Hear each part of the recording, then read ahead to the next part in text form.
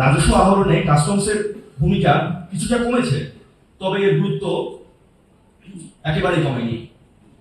বরং আজকের বিশ্বে সীমান্ত অপরাধ দমন, আন্তর্জাতিক সরবরাহ ব্যবস্থার নিরাপত্তা, শিল্পায়নের সহায়তা, কর্মসংস্থান সৃষ্টি এবং রপ্তানিমুখী শিল্পকে উৎসাহিত করার ক্ষেত্রে কাস্টমসের ভূমিকা আরো বেড়েছে।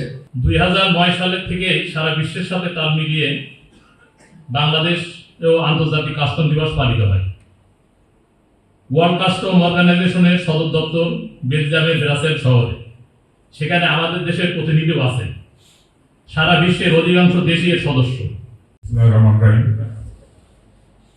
আন্তর্জাতিক কাস্টম দিবস উপলক্ষে আজকে সেমিনারের প্রধান অতিথি মহোদয়, উপস্থিত মঞ্চে অন্যান্য নেতৃবৃন্দ এবং আমাদের বেনাপোল কাস্টম হাউসের মাননীয় কমিশনার জনাব ফাইজুর রহমান সাহেব, সামনে উপবিষ্ট বেনাপোল কাস্টম হাউসের বিভিন্ন পর্যায়ের নেতৃবৃন্দ ও বিভিন্ন সংগঠনের নেতৃবৃন্দ সহ সকল সুধীমণ্ডলী, আসসালাম।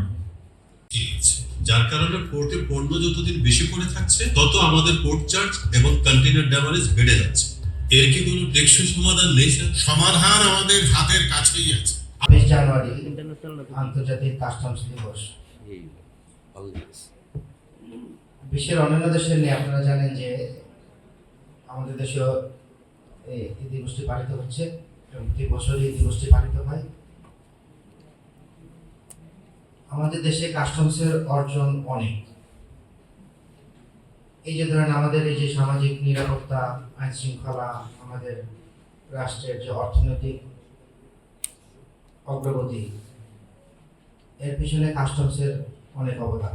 কাস্টম হাউস বেনাপোলের আয়োজনে আয়োজিত আজকের এই অনুষ্ঠানে সম্মানিত সভাপতি কমিশনার বেনাপোল কাস্টম হাউস জনাব মোহাম্মদ ফাইজুর রহমান, বিশেষ অতিথি হিসাবে উপস্থিত আছেন কর কমিশনার জনাব মাসুদ রানা, যশোরের ভ্যাট কমিশনার জনাব আব্দুল হাকিম, সিএনএফ এজেন্ট অ্যাসোসিয়েশনের সম্মানিত সভাপতি শামসুর রহমান, এখানে উপস্থিত কাস্টমসের বিভিন্ন দপ্তরের কর্মকর্তাগণ